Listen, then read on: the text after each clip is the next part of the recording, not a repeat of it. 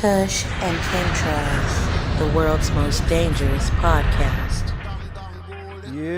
Are you gonna do DJ. Are you gonna intro? You gonna start off or not? I'll be Bug Ballsy, so you can be Kush and Chemtrails. So you can introduce Yeah, perfect. our DJ. You ready? Yep.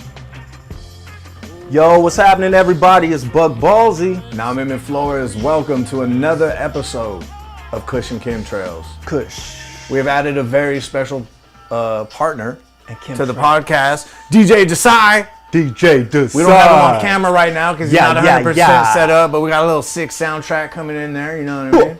Shout out DJ Desie. What's up? You good, G? We've been The teasing man. that he would be here. And Yeah. Here it now is. he's here. Yep. He'll be on camera next time. We promise. My man. We promise. Yes, sir. Yes. You good, man? I'm great, brother. How are you? I'm good. What's going on with you? You know, just glad to be back in the building, doing what we do. I felt like my last 2 weeks, I kind of been, or my last week since I seen you. We don't say week. What the fuck am I talking about? Since I last seen you, I feel like I've been really focused on just how we can improve the pod and just making sure I do my part, do my due diligence, you know, to give the people the best content that we can. And I'm glad that they come, and it's been a lot of stuff to go through. But it's fun, man, and I'm excited that we're here to give it to the people again. Oh, yeah. On a personal tip, just been, you know, trying to make the most of my time, and took up chess again. Been playing some online chess. Yeah. And because I like to play games that stimulate, you know, the old cranial. I even got into some like solitaire. They got like 5 different types of solitaire, man. So just different things I can do to give myself a break from the studying I'm doing, and you know, some of the work we do on the podcast and stuff. So yeah, that's all I've really been doing, brother. Just trying to take care of my mental health and my well-being, and because you know, you always look out for others, and you got to take care of your number one star. So that's what I've been on, bro. How are you, man? I'm great, bro. Thanks for asking. No doubt. So this is episode 5. Oh, big 50. This ain't 50? Nah, it's 51. No, it's not. Yeah, it is. It's 51. It's 50.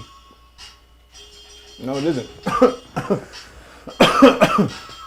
You sure? I'm positive. Man, 49 just aired, so this has to Was be it? 50. Yeah. Is it 50? Yeah. This is 50, bro. Okay, cool. Big 5-0. We almost to a year. Good deal, man. Episode 50. I love it. All right, we said we was gonna get right to it because we Yeah. learned from our mistakes last week. We was Yeah. kind of bullshitting around. That's why y'all saw Steve. I'm glad y'all got to meet our editor. Shout out to Steve. Burning Hole Studios. I know y'all like that light flex with the Emmys in the background. Those was Emmys, right? Yeah. Y'all know I don't know about things of that nature.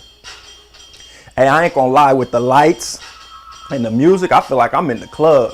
This shit is right up my alley. Well, how do you feel about this in the club, bro? Chicago schools offer free condoms to students as young as 10 years old. How do I feel about that in a Yeah. club? That was a crazy seg. Yeah. No 10-year-olds in the club for what? And for 2, how do I feel about it? Offer condoms to 10-year-olds, huh? Yeah.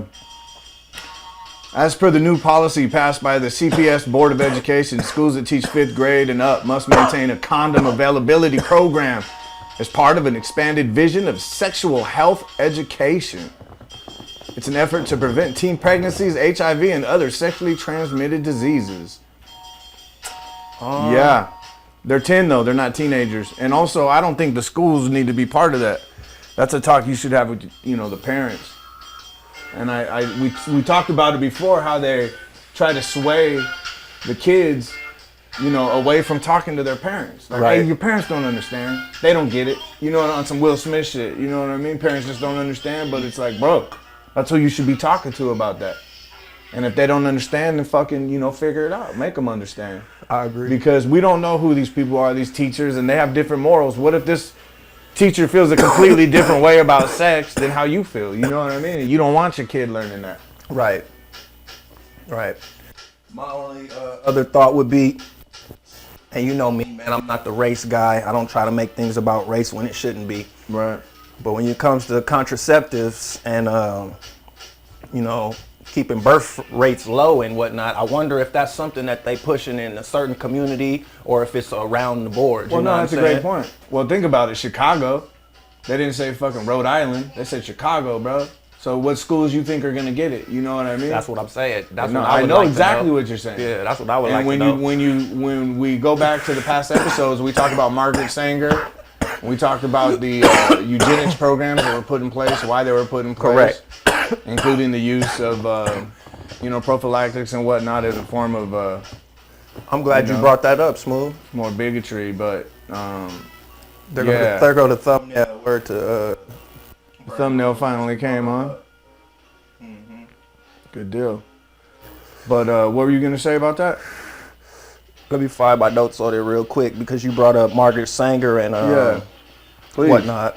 Please I had some notes that I wanted to bring up before, but I forgot to on a previous episode because remember I brought up how they brought Kamala Harris out on BET, parading her up there, and she had the nerve to get up there and say, I know Tuskegee and the history with the black community is kind of, there's a trust issue there with the medical field. Absolutely. But she was like, well, go ahead and just get the jab because it's saving lives. Like, pretty much like push all that to the side, how you feel, and just do what you got to do because are you going to choose death or life? Pretty much putting it that in those type of terms. Absolutely. And right after that, I had a story come across my scope about how California was running, eugenics, which you pointed out before.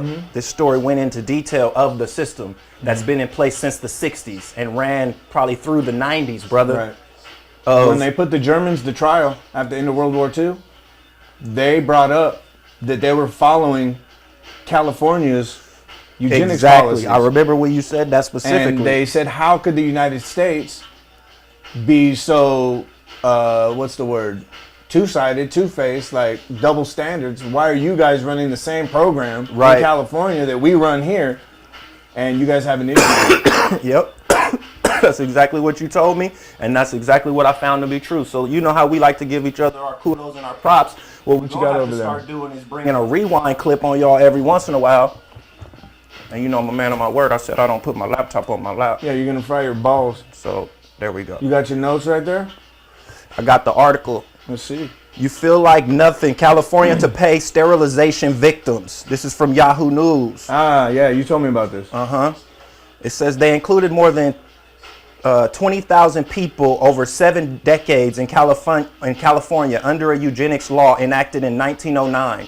Yeah. Almost all of the state's procedures were performed through institutions like the one where Biles lived. This is the person they're talking about in the story. I kind of skipped ahead. For people that want to know, this is on Yahoo News. Amanda Morris is the author. You just feel like nothing. California to pay sterilization victims. So she goes on to say some of those were sterilized as young as 11 years old. What? Even when California replaced its eugenics law in 1979, it continued to sterilize women in prison, sometimes without ensuring that their consent was lawfully obtained. Wow. We've heard rumors of that, people being sterilized in prison. Well, now it's true. Yeah. And that's the thing, people. You get called a conspiracy theorist and all these CIA made up terms, but then when the truth comes out, and that's why we bring you these stories that nobody will ever say, oh, you know what? That wasn't a conspiracy. People are being sterilized in prison. And matter of fact, people have been being sterilized in California since this law was probably enacted in 1909. Yeah. My man said the eugenics program that the Nazis was using, they followed the motto of California. Was that what you stated, right? 100% accurate, yeah. So there's no conspiracy here, people. We don't deal in conspiracy theories. I'm not going to read the whole article. You guys could look into it. It pretty much goes on to detail how this was done. It brings up Germany right here. The move follows similar efforts in Virginia and North Carolina to compensate victims of the eugenics movement. So it wasn't even just California. Absolutely Which not. peaked in the United States in the early 20th century and inspired similar practices in Nazi Germany. 32 states had some sort of federally funded program that forcibly sterilized immigrants, people of color, those with disabilities, and others labeled undesirable under the guise of public health. Like this was my answer to you, Kamala Harris. Like they're doing This was at done the under Chicago the guise schools right now. of public health. And you trying to tell me to take this jab under the guise of public health. So why should I trust you, Miss Eugenics? Wasn't she was a lawyer here in California, wasn't Absolutely. she? Yeah. Yeah, she was Attorney General. A lot of people, I don't smut her, but a lot of people say that she effed her way to the top. So Probably. I try not to go the low route, Yeah. but it is what it is, man. So yeah. That was dope. That was good information, man. Yeah, brother. Good shit, man. Shit Good crazy. The trip on this, I looked up some stuff from a psychology website about dealing with, sex with your kids. So if you guys are having trouble out there or whatever, talking to your kids about the hanky-panky, check this out. These are some things that you can either talk to them about or just things that you can even just pointers to take into consideration. Kids learn best from repeated exposure to a subject. They may remember the basics of what you said after one conversation, but that doesn't mean they fully processed the bigger picture of your message or figured out how they fit into it. Imagine your child learning a tough new math concept in school and then never discussing the concept again. Why would we think they can grasp the complicated biological and emotional aspects of sex after just one chapter? That's a great point, right? No doubt. No doubt. When you're in math, imagine just one time you just revisit the subject, like in that same day you got a test on it. Your finals the same day as the first day you learned that subject. Right. I think I brought up a similar point. You gotta have the conversation when we brought this conversation up before, because I said the sex talk or the birds and the bees talk had been dwindled down because of what people had seen on the television to just a quick conversation between a father and a son or a mother and a daughter. You know Absolutely. what I mean? And that goes into just exactly what you just said, as if you can encompass it in a quick discussion about maybe biological parts. Well, it's even called The Talk. Exactly. It's not have called, you had the talk? It's not even called, the series of discussions. And people, it's like, have you had the talk? And they always dread it because they make it so uncomfortable. Have you had the talk? Did you have the talk yet, Desie? And Desie got 17 kids. That's probably the key to making it not uncomfortable is just being open with your kids and having that conversation available to them where Absolutely. they feel that they can come to you, Yeah. Here's another one. So you get to practice talking about sex without being embarrassed. Can you talk about penises and vaginas without blushing or cringing? Can you explain the difference between homosexual and heterosexual without stumbling over your words? If not, then you could probably use some practice. Right. If you talk to your child about their genitals while they're in the bath or during diaper changes, this is obviously when they're younger, Right. the words will lose their cringe factor. Right. That way, when it's time for the tougher conversations later on, you'll have a solid foundation, lots of practice, being calm, cool, and collected in the face of what others might find embarrassing. Great advice. That is great advice. Great advice. Get it out of the way for yourself. When it's not uncomfortable. Exactly. Yeah. Right? When you're changing. And Why should it be uncomfortable? I've had those conversations with my boys. Exactly. Because you have to. They want to go in there and do the crisscross pee-pee and stuff like that, Right. And I got to let them know, hey, man, keep your hands to yourself, though, Right. If you cross the streams, you're going to open another portal. I've seen Ghostbusters. Don't cross the streams, dude. Remember in Ghostbusters? Oh, man. Don't cross the streams, bro. Shit's fucked up. Here's another one.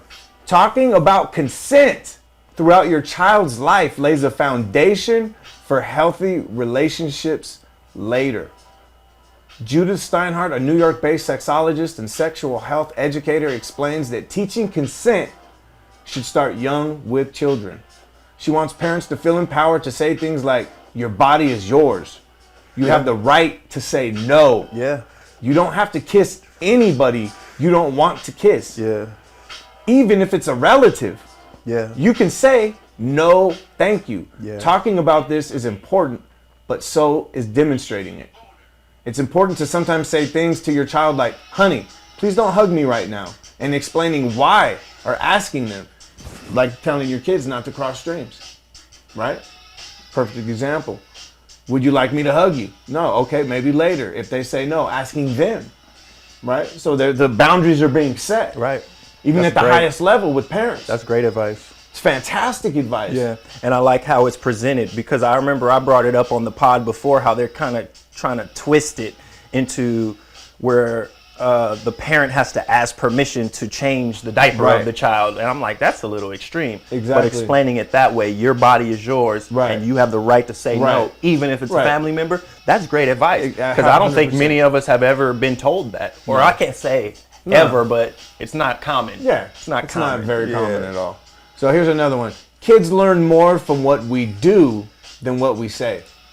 Facts. Okay, Big by facts. example. If Big you're facts. telling your 6-year-old that babies come from storks rather than something simple and science-based, you're starting your dialogue about sex dishonestly. Right. Once you've sent your child the message that you're untrustworthy or too uncomfortable to be a source of information about sex, they're less likely to choose you as their primary source of information in the future. And I use that on all accounts, on all fronts, not just sex. Yeah. I'm always honest with my kids. Yeah. You So really they know, are. like, hey, you are, bro.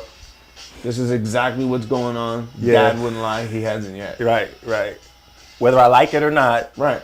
I can trust it coming from dad. Exactly. Yeah. I've always rocked like that too, and being about what you talk about, you know, because a kid can see through the bullshit. For sure. We always did like that. Do as I say, not as I do. Shit. Well, it's a feeling. It's not even mentally. That shit is You know, trash. the energy. You can feel the energy of bullshit. When bullshit's in the room, you're like, that doesn't. you can feel it. And then you just go with it. So then you're kind of lowering your child's inner self because you're forcing him to go with something he innately knows is not correct. Correct. Absolutely. Yeah, that's crazy. All right, here's the last one. Talking about sex more often means more opportunities to talk to kids about your family's values, right? Our family values, not the teachers, Right. not the health department. Right. Not Our the family neighbors. values. Yeah. Whatever your values are, it's important to seize opportunities to talk about sex and offer your perspective as often as possible. Marnie Goldenberg, a health consultant and sexual health educator who focuses on helping parents raise sexually intelligent children, explains that some parents see our hypersexualized culture as a reason to avoid talking about sex. She reiterates this is a huge mistake. Hell yeah, because that makes it even more important to talk about. Because Right. that means they're going to be confronted by it whether you do it or not. So, And now that's teaching them. exactly, they're learning from that. Now they're And that might even be their hypersexualized. first source if you don't Exactly. step up to the A bat. hypersexualized Yep. society. Man, it's crazy you brought this up because I was literally kind of thinking about this with no backing of an article or anything. Just thinking in my mind as I was driving here and how I was brought up and, you know, just how things have changed, you know. Right. So that's interesting, bro. And I Fantastic. use that advice too, though, with my kids. I try to do what that said because even with our way we eat, you know, and I have to explain to them why we eat a certain way and other people may not. When they want to say, Daddy, can I have this? If we're at a party or an outing or something. Or if I bring food and they want to go buy food, you know, and it's like, nah, I tell them why. So then they understand instead of me just saying, do it because I said so. Right. You know, yeah. And they understand. But then it has a double-edged sword too because then they'll tell other people. Like my son, he told his friend, like, you shouldn't eat that. It's going to make you sick. Like, and I'm like, you got to be careful, man, how you tell people stuff. It is what it is. Yeah. What are you going to do? Yeah. Speaking of things that may or may not make you sick, may not. So Are we this is going an there? article, yeah. Okay. Let's jump into this. All right, let me see get it what I out of got the too. way. So this is what I pulled this off CNN. How worried should vaccinated people be about COVID-19 breakthrough infections? It says coronavirus infections are on the rise again in the United States. While more than 99% of deaths are among those unvaccinated. You believe that? Hell no. 99%? Not only do we not believe it, we have stuff right That's now. a pretty high that number, can, bro. that can All prove- deaths right now are 99% unvaccinated? Yeah, that's craziness. Interesting. They're cooking the books. It's All right. obvious. Well, let's see. Anecdotal reports abound of breakthrough infections or cases of fully vaccinated people who still test positive for COVID-19, including several New York Yankee baseball players. More than 97. Okay, so that's what the what I got from the article, right? Okay. So I took that, bam. Then I went and I found this, and it says now that this is something else. More than 97% of people getting hospitalized with COVID-19 are unvaccinated. 99.5% of deaths are all unvaccinated. U.S. Surgeon General Dr. Vivek, that's V-I-V-E-K, Murthy, M-U-R-T-H-Y. That's what this guy said. 99, almost 100% of all deaths are unvaccinated right now. Interesting. I wonder how they came up with that figure, dude. Right. That'd be interesting. For sure. But because they're not giving anything to back it up. Not at all. And that's what I've been hearing from doctors that are actually kind of like whistleblowers right now, that are actually releasing information and basing their shit on CDC numbers and numbers that are actually publicly available. Yeah. When you hear stuff like that, there's no data to back it up. So yeah, right. Me and you both know what's up with that. Yeah, it seems a bit high. Yeah. Seems a bit high for me, but hey, what are you gonna do? Was there something you wanted to elaborate on that? Yeah, I have some info on how they're changing, how they're counting this shit anyway. So it can give people a good example of exactly what we're talking about, how they're cooking the books, just to make a narrative the way they want it to. And just to give a little teaser, I will be going into who owns Big Pharma and Big Media. You guys may be interested in that, because that'll tell you why the narrative is one way. Because the same person selling you the story is the same person selling you the cure. We keep telling you guys that, but I'm going to get into BlackRock and the Vanguard group on the next episode. So that's a little teaser for you guys. Damn, don't tease me, bro. You know how I do. Don't tease Desie. This is his first day here, bro. It be like that sometimes. I want him to come back, bro. You know what I mean? Gee. Sorry, bro. I didn't mean for him to tease us like that. You know what I'm saying? So he gets carried away sometimes, bro. So the CDC changes test thresholds to virtually eliminate new COVID cases amongst vaxxed.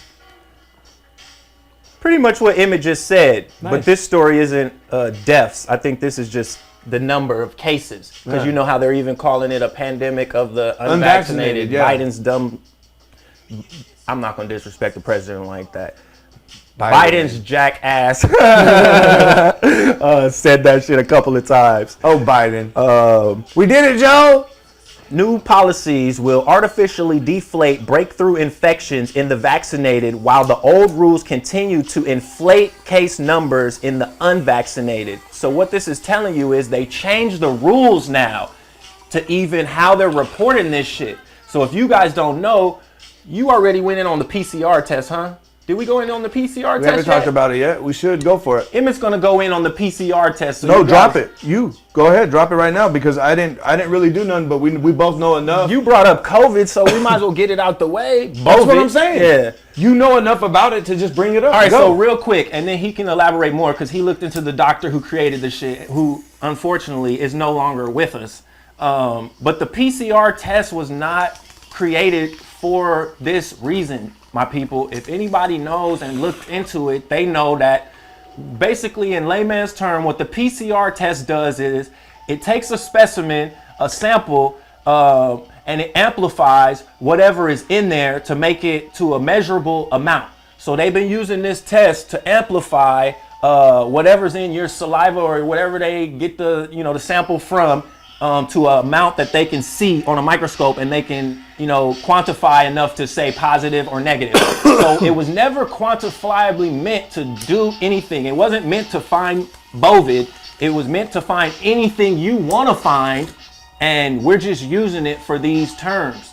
So that's why it's not accurate. That's why you get false positives, etc., etc. I could go on, but you guys please look into the PCR test and the guy who made it.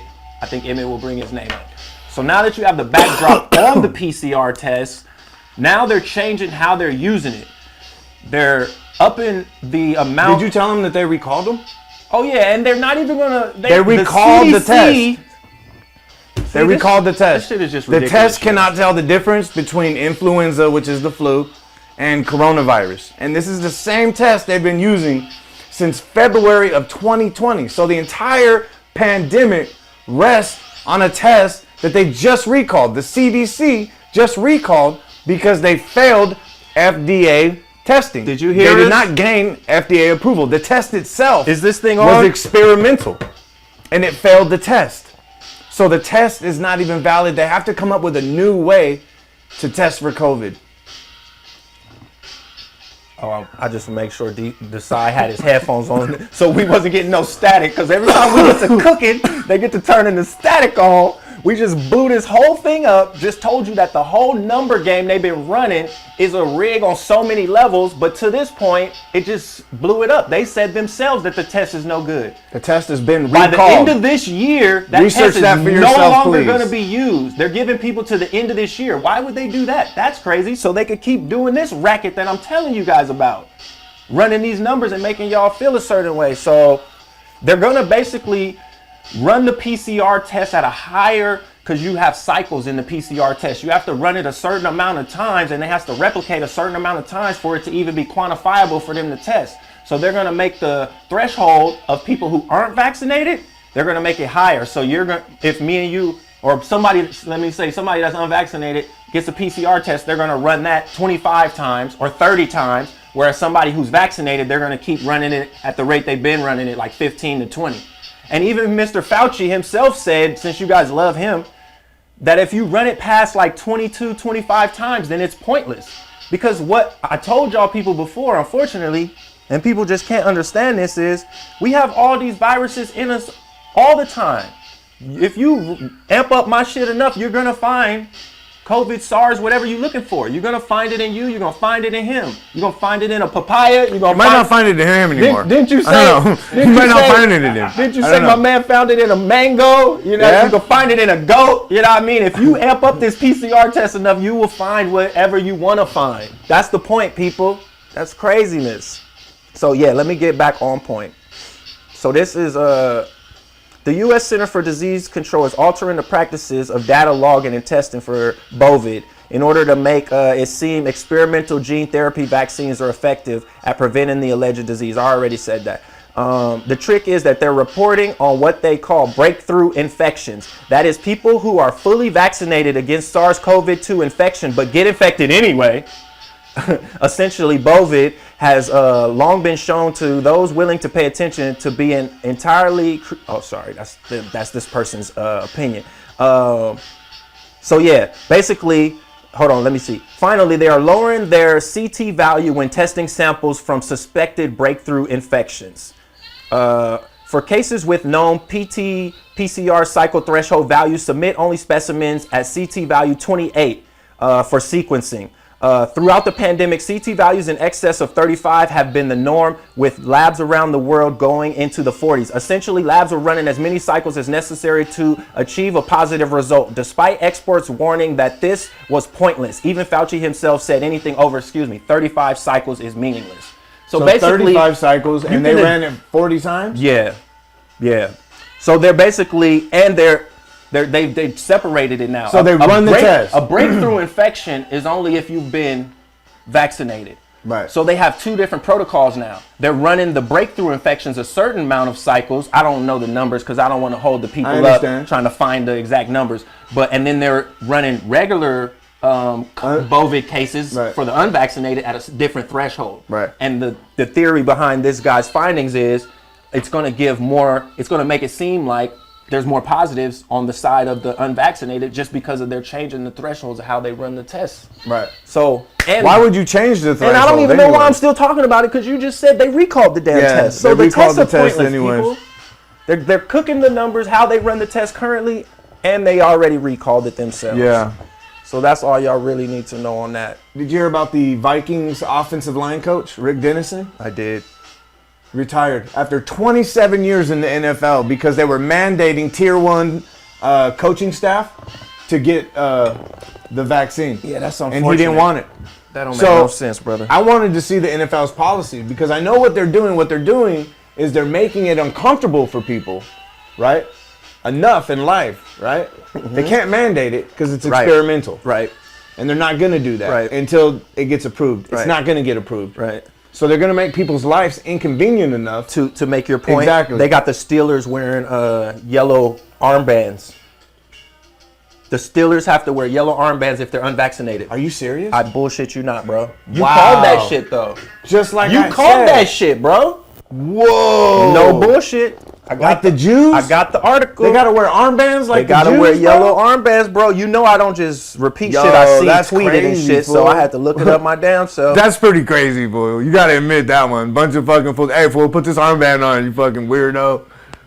Come on, G, that's weird. An armband? What color is it? Steelers unvaccinated tell me players it's yellow, will fool. wear yellow wristbands. shit, Sorry, bro. not armbands, wristbands. Here's a picture Yo, of one. the Jews had to wear yellow fucking wristbands. It looked like a armbands. medical wristband, Yo. you guys. It's on my man wrist like Yo, my watch hold on, is right dog. here. I'm positive they were yellow. The Pittsburgh Steelers have a high vaccination rate among players. Those who have yet to get the shot will stick out like a proverbial sore thumb. Per team, Steeler players who haven't been vaccinated will be wearing yellow wristbands at practice. And Oh, just at practice? This is on NBC Sports. Or in the game, too. No, on practice. That's still something, though. Period. Yeah, fuck yeah. Yeah, dude, I gotta look. identify myself? A yellow fucking armband, bro. That's what the Jews had to wear. Damn. That's what the Jews had to wear, bro. A yellow armband with a fucking hexagram on it. Sorry, I didn't want to slow you up, but Damn. that goes along with it because you was for talking sure. about the NFL. For sure, that's crazy. So listen to these policies, bro. I just put a few down just so you can get an idea of what they're doing and how senseless it is. And it goes along with what you're saying about raising the thresholds and shit. Watch this. If a vaccinated person tests positive and is asymptomatic, he or she will be isolated and contact tracing will promptly occur. The positive individual will be permitted to return to duty after 2 negative tests at least 24 hours apart and will thereafter be tested every 2 weeks or as directed by the medical staff. Vaccinated individuals will not be subject to quarantine as a result of close contact with an infected person. Okay? So you heard that, right? 2 tests. Okay, now listen. If an unvaccinated person tests positive, the protocols from 2020 will remain in effect. The person will be isolated for a period of 10 days and will then be permitted to return to duty if asymptomatic. Unvaccinated individuals will continue to be subject to a 5-day quarantine period if they have close contact with an infected individual. You know the saddest part of all this? I hate to take it to a bigger level, but when this is all said and done and the smoke clears and it comes out that this wasn't what they're saying it is, nobody's ever going to apologize to us, bro. Nah. So they're going to get to treat us all like second-class citizens for a period of time. Yeah. And then once they get over their shit, they're never going to be like, you know, that was fucked up what we did to people, making people be subjected to isolation. Yeah. Be subjected to because they don't give a fuck. They wouldn't have done it in the first place if they cared. People's ostracizing them and stuff, putting on Hey, if you guys see me wristbands. jumping, I got a fly that keeps landing on me, It's man. on your toe right now. So my bad, man.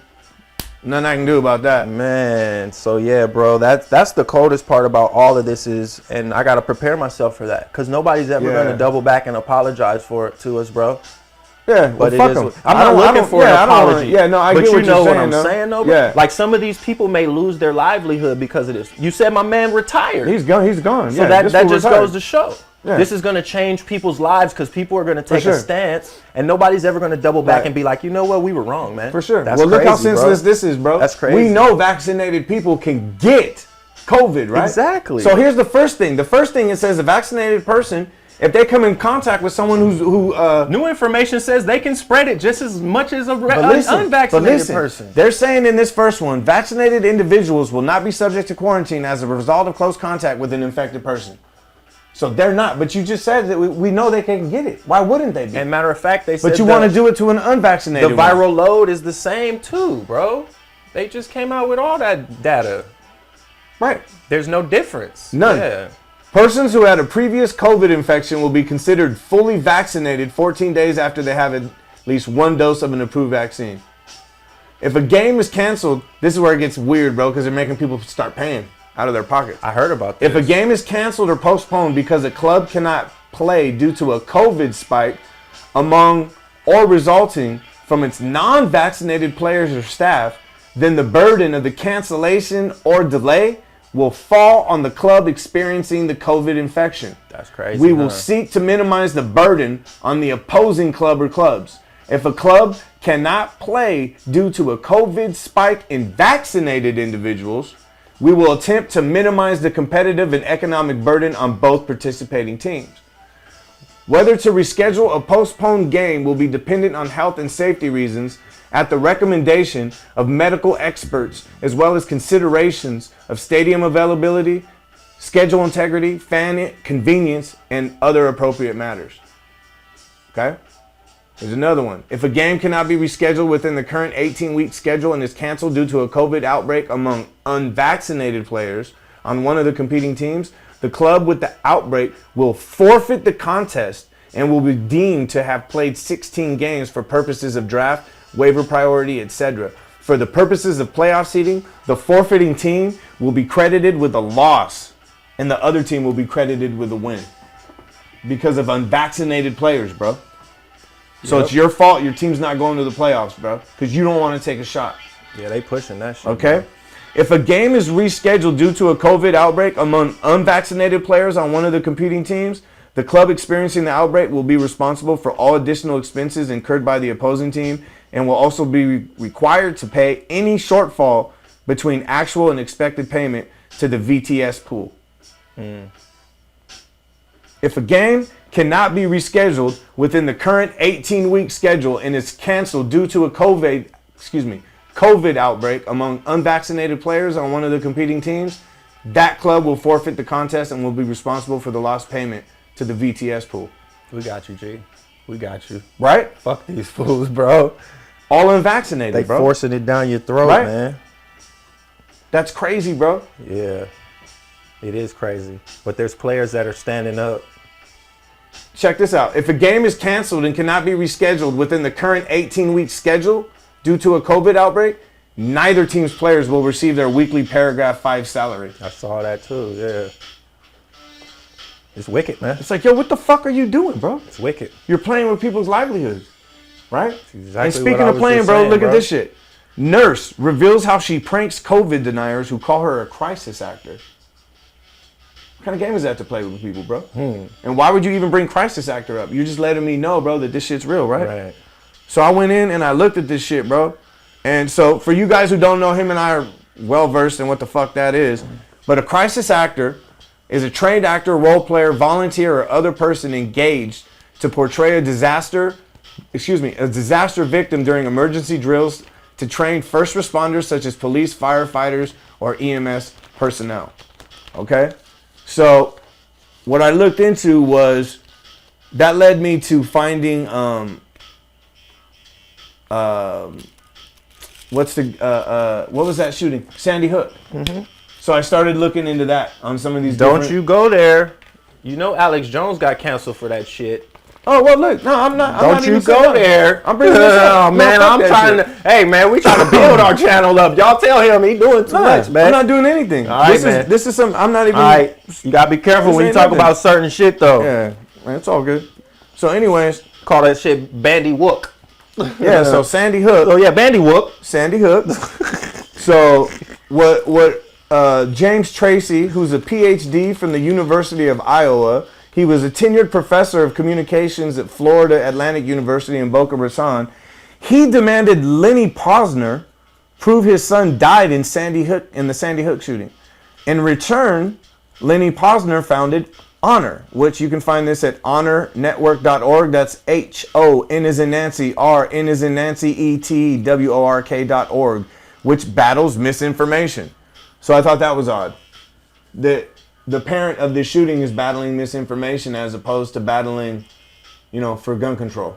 So anyway, so I looked into it, and on the Honor website, it says, the First Amendment to the United States Constitution is arguably one of the most widely referenced and widely misidentified and misunderstood rights enjoyed by Americans. Contrary to popular belief, the so-called Freedom of Speech Amendment doesn't guarantee a citizen free speech.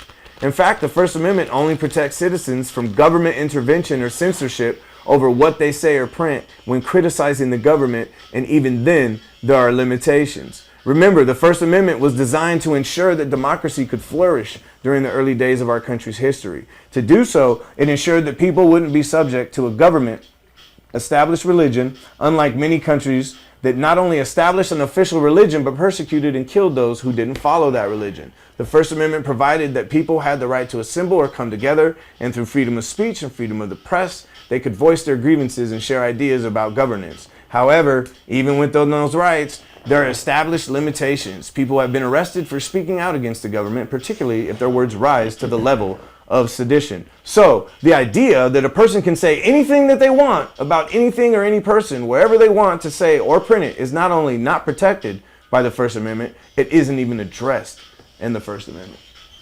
So I thought that was odd. Why the fuck do they care so much about the First Amendment and misinformation, and obviously fucking playing on the First Amendment? So I looked up Honor. Honor's located, and this, remember, Sandy Hook is up north, up in the Northeast. Okay? Honor is located 2875 South Orange Avenue, Suite 500 in Orlando, Florida. I was like, Orlando? Not right by the Pulse nightclub. Couldn't be. Where the other shooting was. Pulse nightclub, 1912 South Orange Avenue. Oh my God, the same street? Orlando, Florida, 32806. Same zip code. 0.9 miles away. 3 minutes by car. I looked it up. Damn. That's pretty odd. 7.5 minute walk. That's pretty odd, right? Cut through the neighborhood. Then I went to GuideStar. GuideStar is the company that is running this website. And they also run the March of Dimes, let's see, Goodwill and United Way. So the March of Dimes, for those of you who don't know, Stacy Stewart of this nonprofit organization, she takes home $527,000 a year annual salary, but of course it's nonprofit.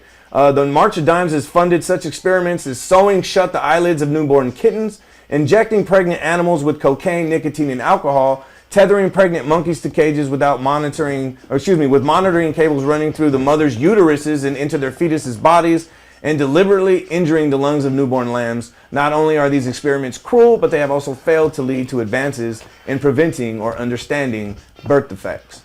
Next, we'll go to Goodwill. It's ran by Patrick McClanahan, who also, this nonprofit organization, has a $550,000 annual salary. Ooh. Goodwill sells free goods at a profit, but less than 1/8 of that profit actually goes to the job-related programs they market as their primary pillar of charity work. Yeah, when I found that out, I stopped giving my shit to Less than 1/8 of your money is going to Goodwill, guys. Because they make you feel like you're doing something good and giving it to somebody in need. Right. And then you realize, no, they're just reselling your shit, bro.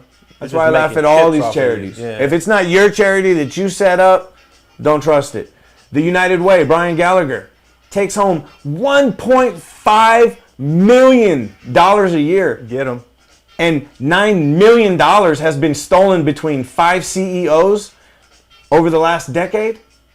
And 80 to 90% of your donation is used for programming. Ooh. 80 to 90% of your donation to the United Way is used for programming. There you go. Insane, right? They give it back to you. You just don't know how it's coming back to you. It's coming back to you, shaping your mind. So, Parkland Cares. Back to this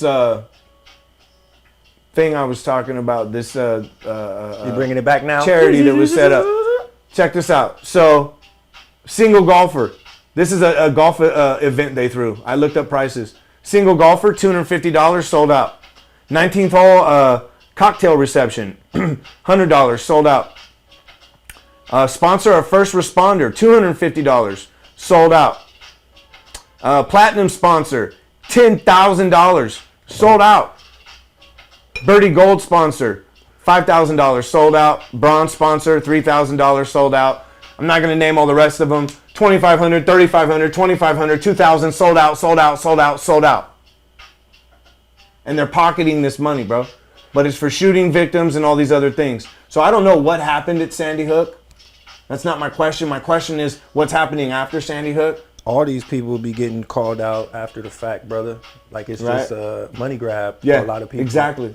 Like your boy, I just seen them trending on Twitter. They was calling them Talcum X. Right. You called them out recently because Tamir Rice's mom called him out. Right.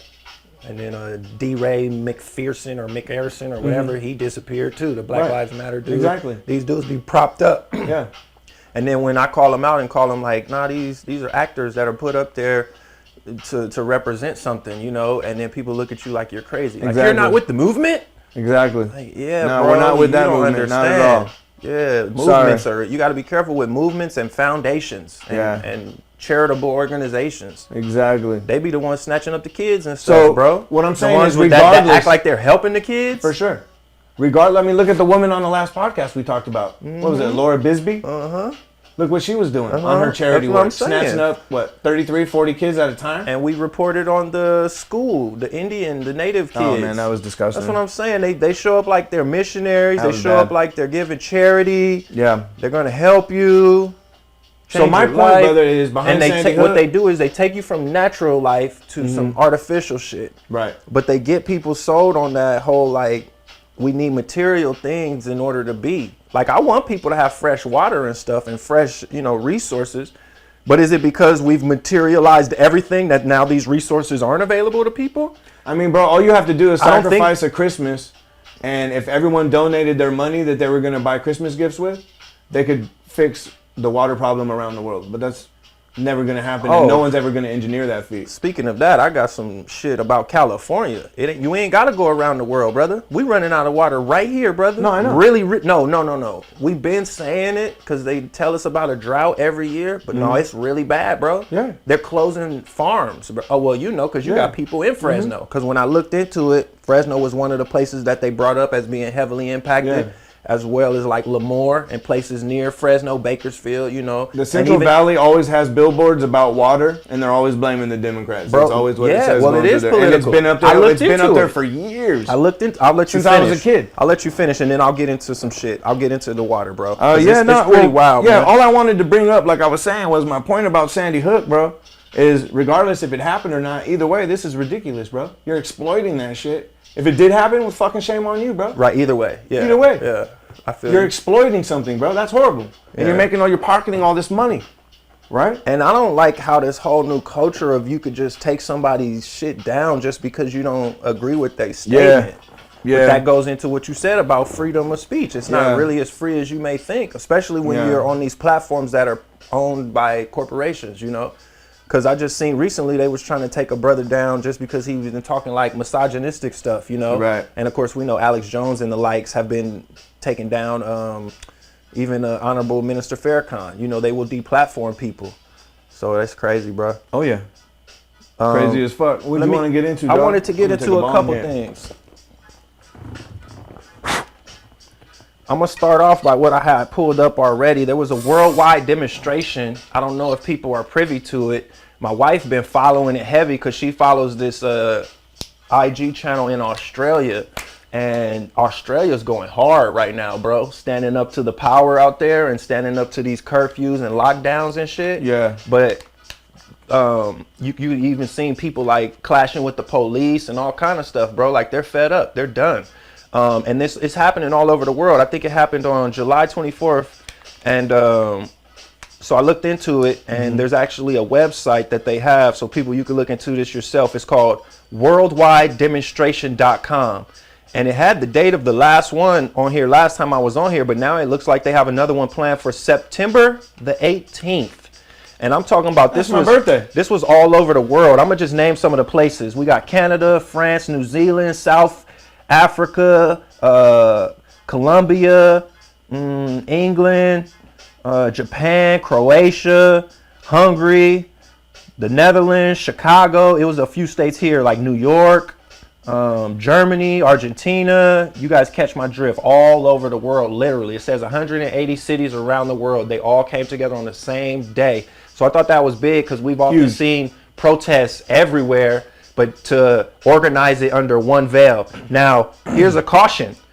Me and Smooth are always on who's behind the organization, and if the organization is going to end up getting turned into something else, once it gets a following or footing. Hopefully this is some real power to the people shit. I want to get behind this, but you still got to be leery of, the forces behind certain shit. Who knows? They might want us to tear the cities up for a purpose. I don't know. But when I seen it, just me being where I stand at and how I feel right now, and seeing people stand up for what for their rights, bro. Just point blank and plain. It's a video on here called The Pushback. It says, what is the World Demonstration? It's an internationally syndicated community protest event dedicated to emboldening citizens to push back against coronavirus related restrictions in their countries. The event is deployed by our member organization in each city with full local autonomy at the grassroots level. Protests are coordinated in a decentralized manner using international consensus to align the date and leaving all event-related discussions in the hands of our local implementers. All events operated by the Worldwide Demonstration member organizations are peaceful and apolitical. So there it is. They're fighting for freedom of speech, movement, choice, assembly, and health. Those are the 5. And the next big one, September 18th? It is coming up on September the 18th. My birthday, Desai. So check that out, people. Worldwide Demonstration. I haven't been in the streets protesting recently. I used to do such things, and I'm not against doing it again. Because I think things like this are important no matter what anybody says. I think show of force is a huge thing. When we come out in numbers and come together with our fellow man instead of being scared and in the house and just following orders and going along with the bullshit, because that conformity is why we're in such a bad spot right now, you know, and just wanting all this convenience and, like I said, materialism and shit, you know. So, yeah, man, that's the Worldwide Demonstration. That's dope. Yeah. And then, hell yeah. Worldwide Demonstration. Yeah. You going out there?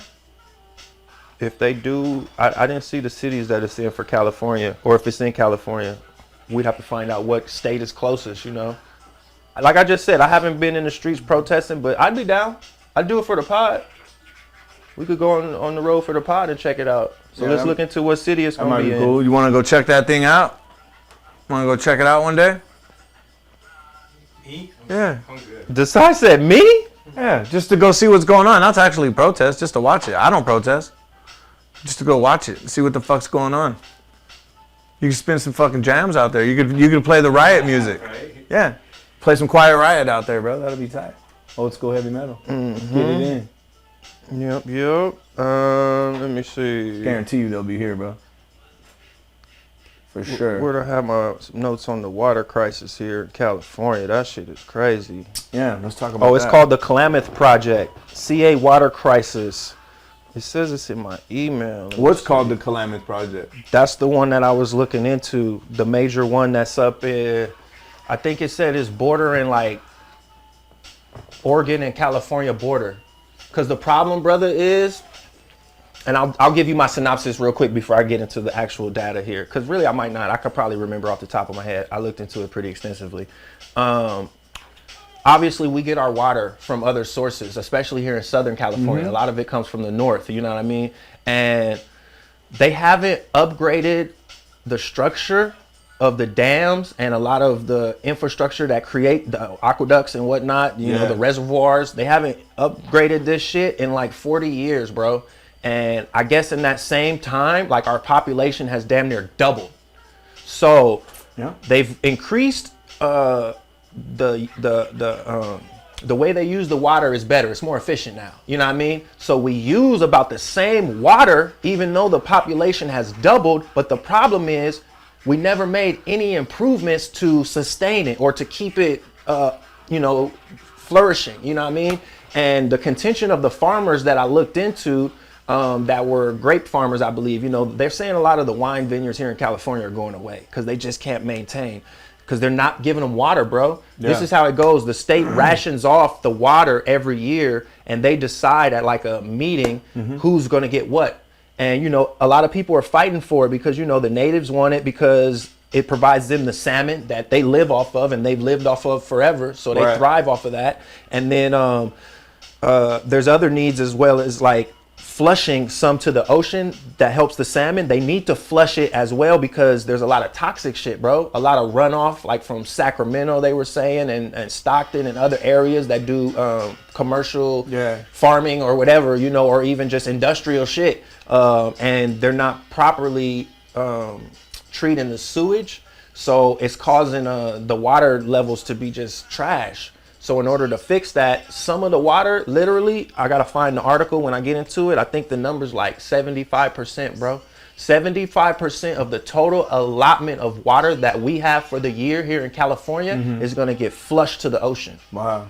Yeah, and that's why the farmers are pissed, bro. And that's why they're blaming the Democrats or they're blaming politics because they're saying like they understand that the ocean needs some of the water because we have to flush these systems and replenish for the fish. But they're saying that's a huge amount, 75%. So some of these farmers are only getting like 5% of the water they really need to maintain their crops. And it's been this way for years now. That's why I'm saying, I know we know, because we live here in California. We've heard about droughts. And when it's a drought, we turn our water off. You know what I mean? We don't water our grass and shit. But it's getting to the point where they may start mandating shit like that, bro. I think in Vegas and a couple other states, it's already to that point where if you get caught watering your grass or using your water when you're not supposed to or how you're not supposed to, they'll pull up and fine you. They got police just for that. Yeah. So it's about to They used to do it in Fresno when I was a kid. It's about to get that way, brother. We about to live. They So used to we lived through a fine them. pandemic we ain't never You seen would or get thought fined of. on your water bill. You were allowed so much, and then if not, like when your bill came, because I remember my grandma being like, "Hey, turn the water off." Yeah. You can't And maybe run it. that's I'll good get for us, fined. bro. I think we've gotten to a point where we don't appreciate shit, you know? I do, and I know you do, because I've been around you. Like, if somebody leaves some water running and shit, you know, you'll be like, hey, turn that off. I know you're really on that shit. So it's crazy because we've all grown up in a time where things have been so good, and we may go through times where things get a little rough. But I don't necessarily see it as a bad thing. We probably need to learn from some of our mistakes and let's do it better. I think that's what the farmers were saying, like, is we can't, this ain't sustainable. What we're trying to accomplish is not working. And they say, like, California produces like a huge amount of the food, not just for our state, but for the country, bro. So with that being said, I was pissed when I told my wife when I looked into all this shit, because I'm like, how do they determine that the banks and big businesses are too big to fail, but they haven't fucking figured this out? How is this not too big to fail? This is more our livelihood than all that other shit. Well, think about this for a second. So California, and I learned this in my real estate class a few years ago, so this is what you were talking about. California provides 90% of all produce for California. There's the number. It provides 1/3 of all produce for the United States.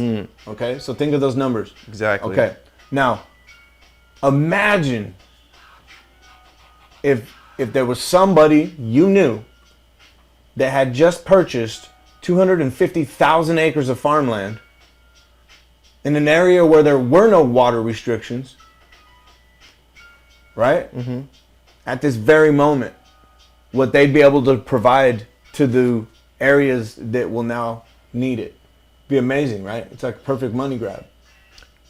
Run that by me again. I'm sorry, I was looking for the No article. problem. So, right now, with what you just told me, imagine if you knew somebody that had just purchased 250,000 acres of farmland. Right. Right? In another state, so they didn't have to worry about these water restrictions. Follow you. Okay? And had backing from multiple entities. I see where you're going. How much they would benefit from that at the same time. So you're thinking that the president, at the same time that the president, they're gutting California, huh? right? At the same I see time what that you're the saying. president passes a law that is paying farmers not to farm. You're cooking, boy. You're cooking, not boy, but you're cooking smooth. So you got Bill Gates because over I didn't here. even think about it that way. Bill Gates Right. just bought 250,000 There you go. There acres. you go. That's Yeah. who I was talking about. Now in you're case you connecting didn't the know who bought dots. 250,000 No, you're acres. You're cooking now. You're connecting the dots. Right? Thank you. Yes. In another state, wherever that was, there's no water restrictions there. Okay? And then now he has access to fund the rest of the... Maybe California, with the amount of water they have, can still provide enough produce for California, but it's not going to be able to do 1/3 of Right. the United States. So we're gonna take a But hit. Bill Gates will. Right. There But you Bill go. Gates will. So and maybe I took it a different way because I see where you were connecting it to Mr. Gates, who's your daddy. We could even take it deeper because a lot of people are leaving California and they're allowing this to happen to California, and you got to think why. And you just broke down the why. Because I was looking at this story right here, and I'll get back to the Klamath Project. I might have some facts too, so follow us, people. Gavin Newsom invites world homeless to California.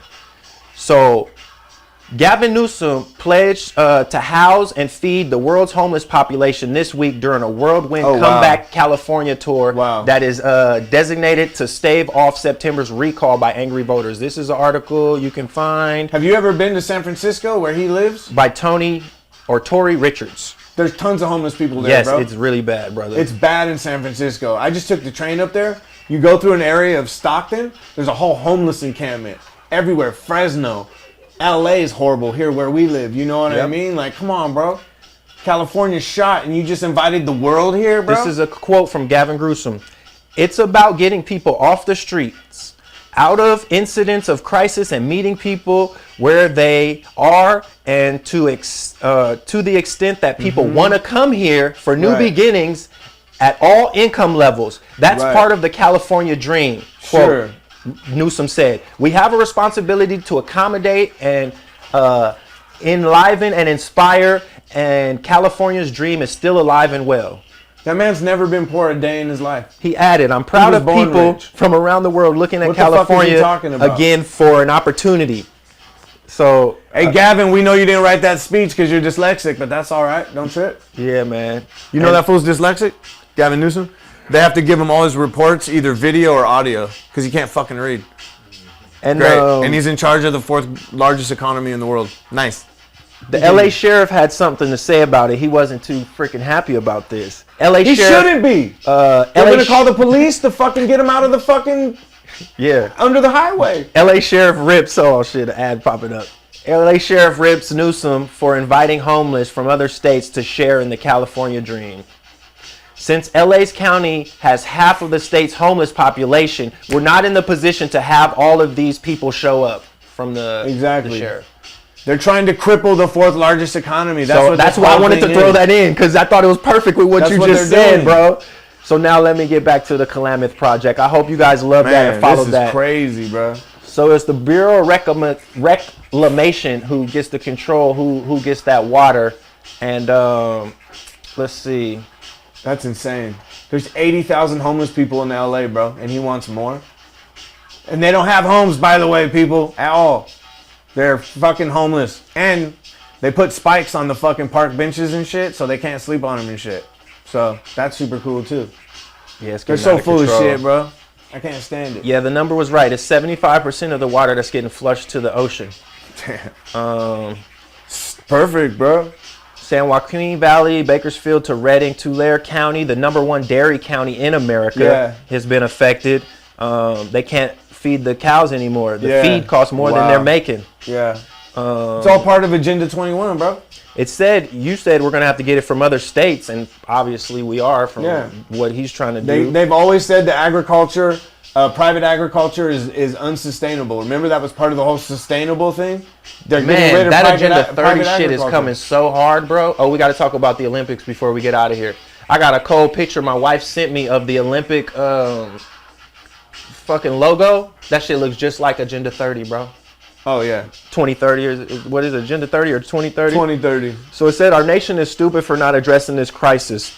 What are we going to do? Import all our produce? So that's pretty much the gist of it. I could go on, but you guys got what it's talking about. Lake Mead, Colorado River also in danger. Las Vegas, I talked on that. Folsom Lake, one of California's largest reservoirs, is drying up. And they're blaming climate change, of course. Wildfire risk, blackouts, food shortage is what we can anticipate, man, if they don't do something about this shit. So, yeah, that's fucking wild, bro. That's just weird as fuck. So that's the Klamath project, if you guys want to look into that. And I think I have some sources that I wanted to shout out.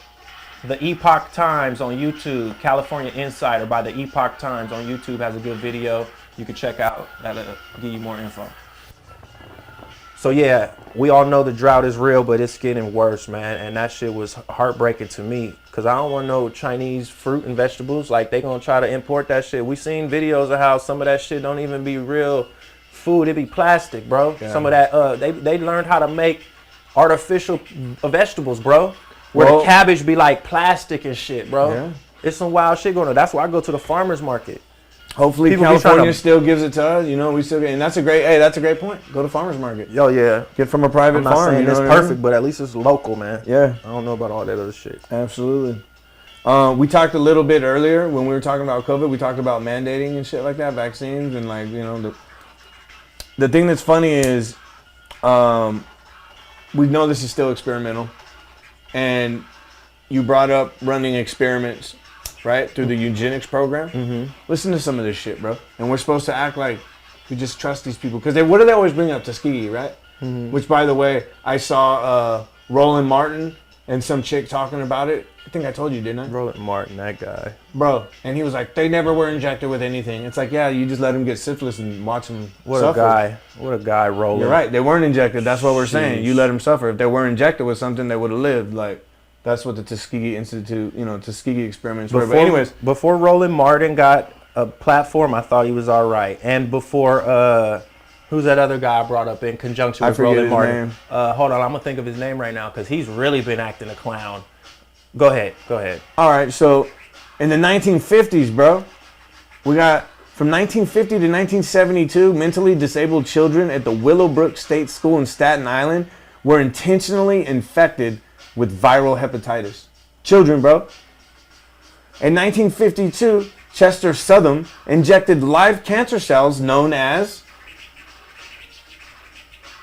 gangster ass cancer cells? No, I'm just playing. Nah, come on, you reported on it. What was that? Henrietta Lacks. Ooh, they gave her some No, HeLa not cells? her. They gave them HeLa cells, bro. Injected live cancer cells known as HeLa cells into prisoners at the Ohio State Penitentiary and cancer patients. In addition, 300 healthy females were injected with live cancer cells without being told. The doctor stated they knew at the time it might cause cancer. Bro, that's how modern medicine was founded, though, on the backs of doing that to people. It still is. Yeah. They're still doing it. That's what I'm saying. Experimenting on people. Yeah. They're still doing it. Yes. Do you want to be that? Yeah. I know you do, so don't feel like we're talking about you in particular. That's the only way they can come up with this shit and know how things react and all this stuff. Yeah. Look, 1953, Dr. Frank Olson and several other colleagues were unknowingly dosed with LSD as part of a CIA experiment. Olson dies 9 days later after falling to his death from a hotel window under suspicious circumstances. Damn it, man. Nobody said sorry to him. Right? 1966. They might give his family some money and shit, but that ain't good enough. Don't take my life and give my family 1966, some the money. U.S. That's Army bullshit. released, I can't even pronounce this shit, some sort of bacteria, Bacillus globigi, into the tunnels of the New York subway system as part of a field experiment. Damn it, man. Into the New York subway system. From 1955 Just to to see, 1960, huh? Sonoma Like a rat. State Hospital That in fool's Northern still down there. California served as a permanent drop-off location for mentally disabled children diagnosed with cerebral palsy or lesser disorders. The children subsequently underwent painful experimentation without adult consent, bro. Damn it, man. More kids. Damn it, man. Bro, look how long this list is. I'm not gonna do this, but look at this list. I'm not even done yet, bro. That's crazy. That's crazy. That's all. That's all human experiments, dude. I believe it. Insane. Because that's what right? we're saying. That's how modern medicine. That's why when they give you these medicines and they tell you all the side effects. You gotta listen to this. How you think they found all them side effects? This one I gotta. A lot of these are disgusting. But what's even worse is we're pointing out that they are using people's non-consent to do these things. That's the part. Because some people give their consent to be in these placebo tests. But when you run tests and let people suffer their whole life just to study them, that's sick, bro. Right. That's some crazy other shit. Trip on this. I gotta say this one. Trip on this. In a series of studies which were published in the medical journal Pediatrics, researchers from the University of California Department of Pediatrics performed experiments on 113 newborns, ranging in age from 1 hour to 3 days, in which they studied changes in blood pressure and blood flow. In one of the studies, researchers inserted a catheter through the baby's umbilical arteries and into their aortas and then submerged their feet in ice water. In another of the studies, they strapped 50 newborn babies to a circumcision board, turned them upside down so all their blood rushed to their heads, and timed it. 1 hour to 3 days old, bro. These are experiments the University of California ran, Some bro. diabolical shit, The bro. Department of Pediatrics.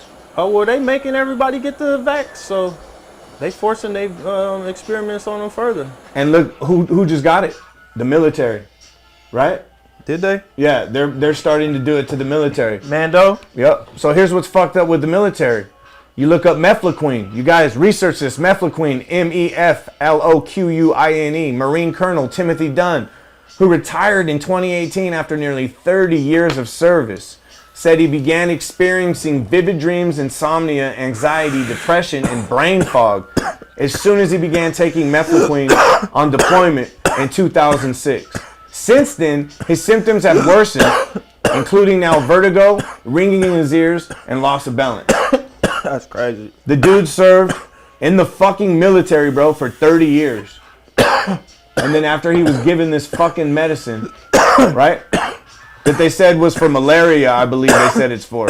Damn it, man. Sarah Thompson was issued a large dose of Mefloquine on arriving in the country and then took it once a week for 2 years. She developed symptoms such as insomnia, anxiety, depression, and paranoia, which she reported to her medical advisors, and later disabling dizziness and vertigo. It wasn't until she returned home, however, that she learned of Mefloquine's potential side effects because she never received the original packaging or instructions. Okay, Mefloquine was developed in the 1970s at the Walter Reed Army Institute of Research, which turned it over to the pharmaceutical company F. Hoffman LaRoche to manufacture under the brand name Lariam. The FDA approved its use for treating and preventing malaria in 1989, but in the 1990s, stories began to surface regarding some serious side effects among patients who took Mefloquine, including vivid dreams, nightmares, hallucinations, mania, seizures, depression, suicide, and homicide. Mefloquine psychosis was raised as an explanation in 2002 at Fort Bragg, North Carolina, when during a 6-week period, in 6 weeks, 3 U.S. Army Special Operations Command soldiers who had recently returned from Afghanistan murdered their wives and committed suicide. Damn. 3 separate officers Fuck, who received it in a 6-week period killed their wives and then killed themselves. Damn. But they want these men and women who serve us and these trannies to not worry about it, bro. Hey, just be cool with it, man. No problem. This is something that happened, dude. This isn't 2019 that this is being reported, bro. This is recently. Wow. This isn't years ago. We're not talking hundreds of years ago. Right. These people are suffering, and for what? So that's all of. There's a bunch that talks about that, you guys. Mefloquine, look it up. I got a couple more paragraphs on that, but I'm not going to get into it. I do want to get into one more. Okay. Have you heard of Gulf War syndrome? No, I don't. Do you remember the original Gulf War? I do. Okay. They were told, look, Saddam has anthrax. We're going to give you the anthrax vaccine. So since then, this thing called Gulf War syndrome has emerged, bro. It's fucking horrible. All these people that went and served our country are coming back with this horrible sickness. Right. And they tie it to the anthrax vaccine. So the United States military started administering the anthrax vaccine during the Gulf War to fight the risk of exposure to the rare anthrax disease, which can be weaponized. The anthrax vaccine, a mandatory immunization for service members until 2004, has been linked to dozens of adverse reactions and long-term side effects. Many military personnel and veterans are now dealing with disabling conditions and adverse events that may be connected to the anthrax vaccine. I be thinking about that shit, bro, because they always want you to be like scared of what they call, I don't even like the term, third world countries and stuff. Right. I went to Asia, I went to Thailand, Hong Kong. We didn't take any inoculations, bro. Nothing. My youngest kids aren't vaccinated. They went to Thailand right after the tsunami. There were dead bodies floating around in the market still, in the floating markets. Damn. They didn't come back with shit. Because they often make it seem like if you go back to the motherland, hey, I got my shirt on today. There you go. If you go back to Africa, then you need to take all these, I wouldn't take any jabs. I'm good. We're good. We're straight. I'll deal with it as it comes. Yeah, if I get malaria, I'll treat it. Right. You know what I mean? Because I'm gonna have a crazy bowel movement and probably throw up. Okay, yeah, and then good. I'll just give. I mean, we get recover. That with fucking if we do a ayahuasca. You exactly. Did it. Yeah, you purge. Yeah. So you might as That's well. That's a good way to look at it. Yeah, you might as well. That means your body needed to purge. I'll take care of my own purging, thank you. Probably needed to purge from all this. So check this out. The FDA, that we live in. FDA does research into this fucking anthrax vaccine. They confirm it has squalene, which is an oil-based substance that hyperactivates the immune system. It was used in the batches of the anthrax vaccine given to military members in the early 1990s. Squalene is very dangerous to use because it can cause the body's immune system to self-destruct, bro. Damn, that's and they gave it to these people. That's Over crazy. 2 million doses of the anthrax vaccine were given to the United States military from 1990 to 2001. Thousands of Gulf War veterans may have received an anthrax vaccine. Extensive research on other squalene-containing vaccines around the world link squalene to long-term severe neurological and immune system dysfunction. Here are the side effects that go with that anthrax vaccine. This is what the men and women who served our country are dealing with right now. Autoimmune arthritis, multiple sclerosis, lupus, infertility, allergic neuritis, which is nerve inflammation, eye muscle inflammation, congenital disabilities in their children, bro. It's going to their kids. Neurological damage, slurred speech, impaired motor skills, cognitive impairment, loss of balance, and lack of coordination. Man. But hey, it's cool, man. Just take this experimental jab everyone else has and they're fine, right? What are you, fucking crazy? Well, what you just said is crazy because it correlates with what's going on now. You said it hyperstimulates their immune system. Exactly. That's exactly what people have claimed that this jab people are taking now can possibly do. That's what we just said. Matter of fact, I looked into... On the last podcast. Or 2 podcasts ago. Look up Dr. Brad Campbell. He does some great videos on his IG, but then he goes really good in on his Telegram because there's certain stuff he can't say on IG. He's the one that pointed me in the direction of Robert Malone, who I pointed out on this podcast before. Both of these guys are doctors, and Robert Malone was the original founder of the mRNA tech. So what Dr. Brad Campbell brought up recently is they're looking into a possibility of antibody-dependent enhancement. So look that up, people. It's called ADE, antibody-dependent enhancement. And it's pretty much what you just said. They're concerned that what's going to happen is now that there's variants and the thing is changing form, people are either going to need booster shots, like you said. Right. But he's even saying the boosters may even be harmful because of what we talked about before. It's going to hyper stimulate the immune system and provide too much of those spike proteins. Spike proteins, yeah. And he said those are going to be what's going to harm people. You know what I mean? And we brought that up before. I brought it up because that one brother said it on IG when it related to the black community. He thought it was going to affect melanated people at a really high rate because he said that our bodies, I think he said don't produce that. You produce less. Produce less. So that hyperstimulation the darker you is are, going to be too much. The less spike proteins your body produces. Right. So yeah, brother, antibody-dependent enhancement is what, and this is not even just like conspiracy. This is what the actual CDC and the people who are giving you the information that you guys are going by is looking into right now, because they're saying that they knew it was a possibility because it's always a possibility during vaccines. Right. See, there's a lot of things that a lot of us don't even know about vaccines because we don't care to go this deep, but now we are. We're all becoming fucking doctors of this shit at this point. And no, I'm not discrediting real doctors. I'm just saying for those of us that really read and try to figure this shit out. Yeah, so antibody-dependent enhancement seems to be a real issue that they're concerned about, and it's happening. So yeah, man. At all angles, this thing is just kind of falling apart right in their face. So the people that kind of just like held solid is just looking like, yeah, like none of this is adding up. And that's what we said from the jump. Right. It's not adding up. Not at all. Yeah, man. You good on that piece right there? I'm done with that, yeah, brother. Let's get on some funny shit real quick, man. For sure. Or some fun I do want to shit. bring it back to Cuba, though, and the sanctions that Biden's imposed on them. Okay. For what's going on over there, but definitely. I'm gonna just go to the worldwide stage real quick. Check this out, for it. people. I didn't get to give this to Steve, so he can edit it nice and clean for us. But this is what we just saw for the opening ceremonies. Check this out, because I caught this. I don't know if a lot of people would have caught it or care to catch it.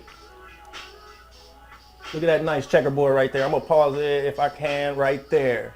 Look at that nice little checkerboard right there with the pyramid behind it, which they said was what, Mount Fuji or something. Remember I hit you up? Yeah.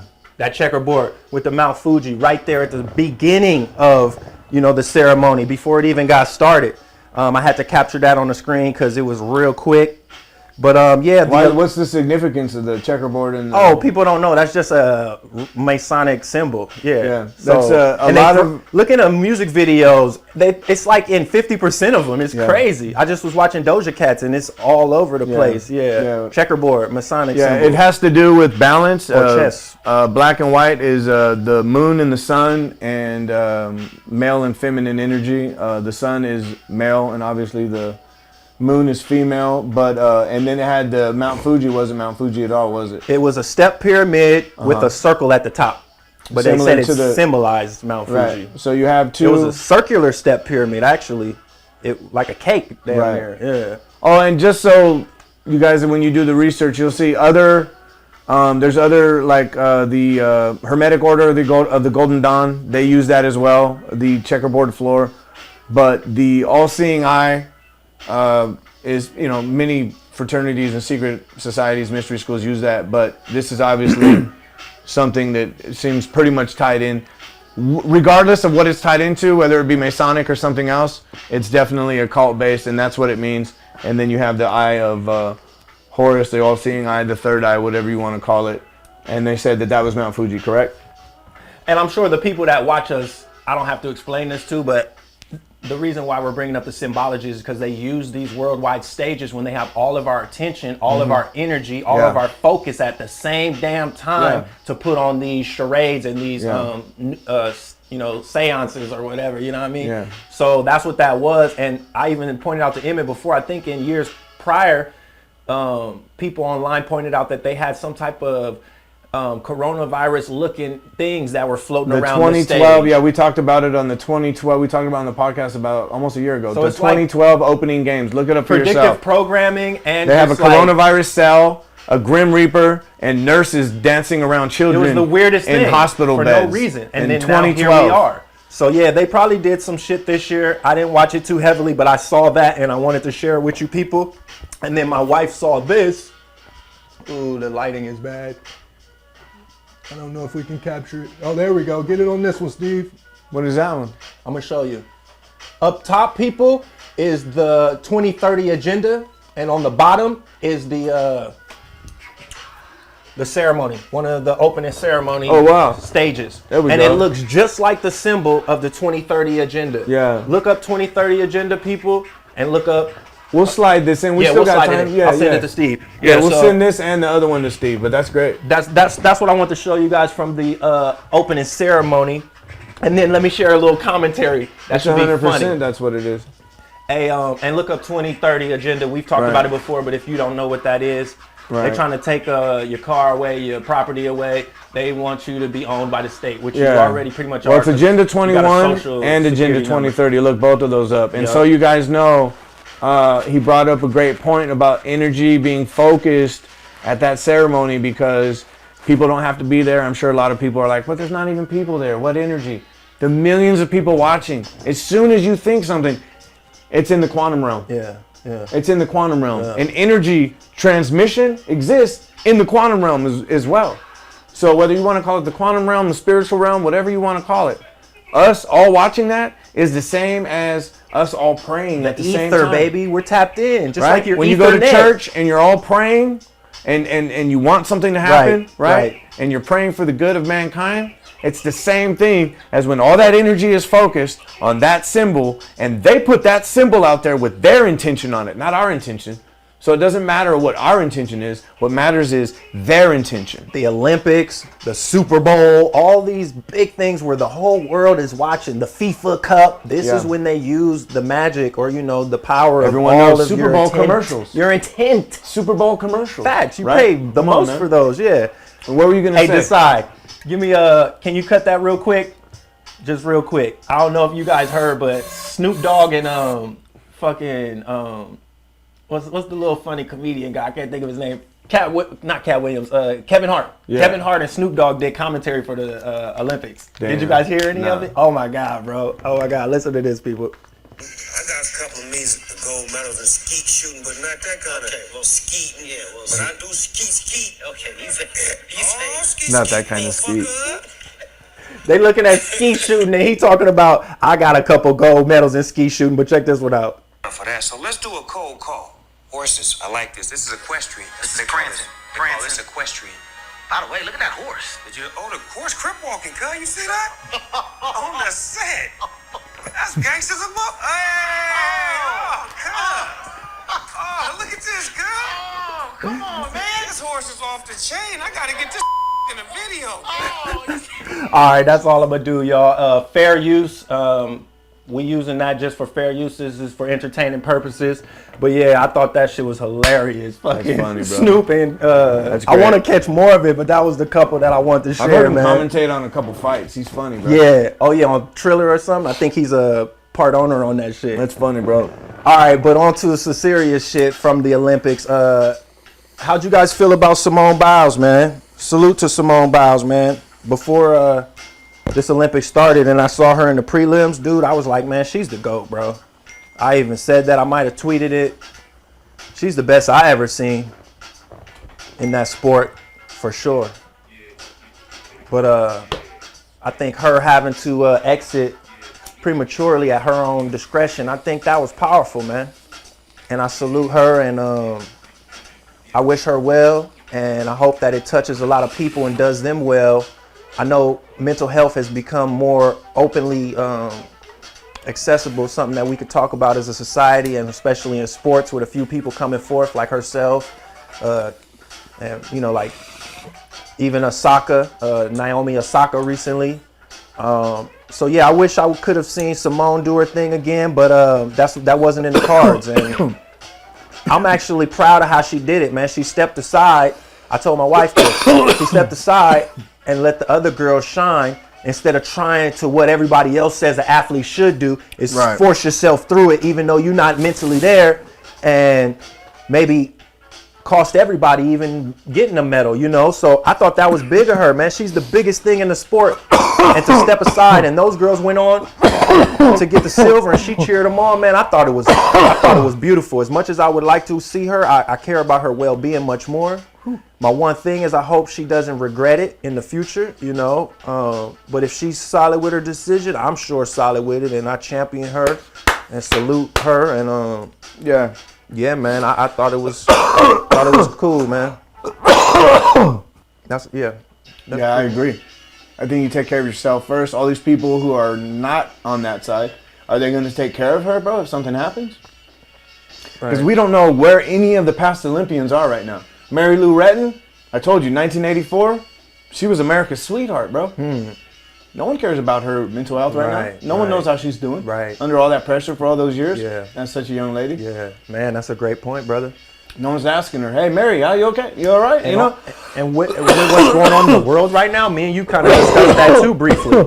I thought this probably is bigger than just, I'm not fit to compete today. I think she just kind of felt like it was a lot going on, period, in the world, and maybe the significance of what she was doing just didn't matter to her at that moment. And when they tell any athlete that when you have that moment, you know, and that's when you should step away. So she probably did the right thing, and I'm sure she'll be back to competing. But in that moment, she did the right thing, man, because it's a lot of shit on her plate, like she described, and it's not a normal Olympics because people aren't there.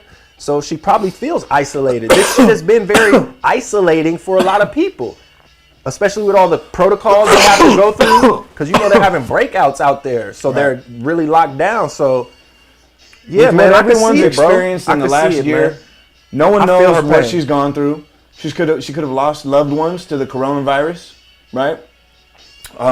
She could have had it herself, right? And they were supposed to have the Olympics last year, so they're dealing with that. Exactly. This was supposed to happen already. Exactly. So as an athlete, and you know this because we both play sports, you're used to a cyclical routine. So if you're like, yo, I practice, you know, football players, for instance, we practice all week, we take off, you know, Friday, Saturday, and then game Sunday or whatever, take off Saturday, game Sunday, whatever the routine is, they're used to that. If that gets changed at all, anytime they have a Thursday night game or a game in London, they're always like, oh, or even just playing on the East Coast or West Coast, they talk about that. What about us when we switched our schedule? And you were like, bro, explain to me again how the numbers work. Exactly. And then you told me, like, I got it. I understand it now. So imagine Simone Biles at that level having to deal with everything. See, I didn't even think about that. News articles. It's a year postponed from what it was supposed to be. So if it would have happened last year, she probably would have been solid. Exactly. She had to train a whole nother year. And of course, people are going to say, well, all the athletes did. Sure. But everybody's different. And that's the time we're in now. It's like you can be different. And everyone's not a champion, bro. Champions have it down to this is how it goes. This is how it goes. And she sees I'm not there. Yeah. I'm stepping back. She literally said I took notes, but we can just talk freely. She said she's a detriment to the team. And she said she lost herself in the air. Yeah. Like she literally didn't know where she was at. I think me and you could probably relate. I'm sure you've been on stage and blanked out. Bro, that shit is the scariest shit. You get through it, but you're like, what the fuck was that? I lost all my words? How does that happen? I've been in the booth about to record and just like, I ain't got it today. And sometimes you could push through, but then you listen to it later, you're like, nah, that ain't it. I didn't have it. And imagine, dude, you're doing something, bro. I ain't got it, bro. Not only is it detriment to your team and yourself, right? Because you don't want to do that to yourself on the world stage. You could get hurt. That too, yeah. Bro, when you're flipping like that, Oh yeah, they said and you land on your they fucking said it was. head. They said it was remarkable that she didn't get hurt because she was supposed to do a 2.5 and she did a 1.5. So she did one full less turn than she anticipated doing. There you go. So yeah, you're right. She's lucky she didn't land on her damn head. She luckily, because she's such a good athlete, recovered. Because that's what they were saying. They said any lesser athlete, that would have been. Imagine, bro. Crushing right there. What a fucking dude. And no one cares about. It's not that no one does, but the people I'm saying that speak out against it. Right. They've never experienced it. I haven't even watched any of those videos. If they have experienced it, I can't watch those. They have no empathy for people in that position. Yeah. I have total and complete empathy and sympathy and compassion for that woman, bro. Right. She's done nothing but represented her team, herself, her family, her country with dignity, bro. I haven't heard anything bad about her. She's always got a smile on her cute little face. Right. Right? Right. She's got to go out there and perform and do all this ridiculous stuff. She has to go be on TV shows, radio shows. I'm sure she's been in cameos in movies, dozens of Netflix series or whatever. And you know what? Fuck what adults say. You know how I always see it. It's about the kids anyway. Olympics inspire the children. It ain't about what the fuck us old people think. Yeah. And for me, these athletes being able to show a humanistic side of themselves, that's huge. To me, for the kids, because think about it. Me and you thought Michael Jordan was a fucking god, bro. Yeah. But now they get to see a Kyrie Irving, who's actually just, he is a god on the basketball court, but he's a real person. He'll talk real shit. Yeah. Kevin Durant. You know, they show their flaws. Yeah. Where before, those guys were so covered and coveted, and the media even protected them. I never knew Mike was a crazy gambler. Right. I didn't know Mike was or the whole shit with his pops and just it was all the weird shit going on. Skip Bayless says that the reason why he played baseball isn't because he wanted to play baseball. They say they forced him out of the league. Yeah, that's crazy.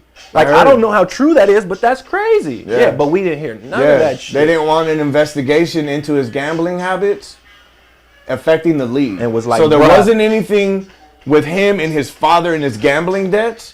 It was with him and the gambling debts. Like, are they going to invest because of his gambling debts? Right. Are they going to investigate the link possibly to the father's murder? Right. And then it'll come out in public that he has gambling debts. Right. Will be a detriment to his image and to the NBA. So let's just let it cool down. Take a break. Yeah. Let the investigation die down and then come back. Yeah. Yeah, bro. That's crazy. That is how they paint it. I heard family members. I heard somebody say that, you know, even the death of his father, and I don't want to get into hypotheticals, but even the death of his father wasn't by accident, because they even brought up, remember when Bill Cosby, I think, son got killed on the side of a road? Yeah. Because they said something about, like, nothing was taken. These weren't, like, robberies. Yeah. And they were strange because they were similar. Yeah. Like, they were both killed, like, on the side of the road. Like, so, yeah, man, I don't know. You never know what the hell is really behind some of this shit, I've always thought the Enos Cosby death was hella suspicious. I didn't think that was random. Yeah, yeah. I didn't think it was just some thing that went down, you know? Yeah. I always thought it was like, yo, man, it seemed like someone was trying to send a message to Bill, bro, about something, bruh, you know? Bruh. But maybe I was wrong, you know? Who shit knows? happens, Who you know? knows?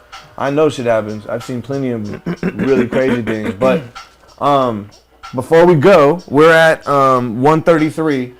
Can we talk about Cuba real quick? Sure. All right.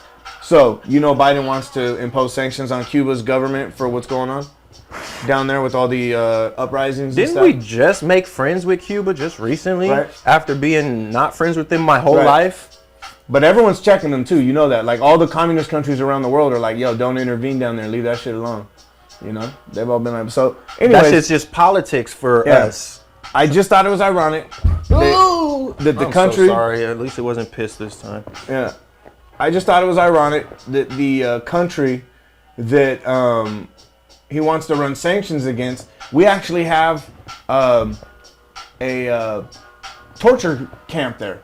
Guantanamo Bay is in Cuba. So he wants to run sanctions on them. Thank you, brother, for the way they treat the government, for the way they treat their people.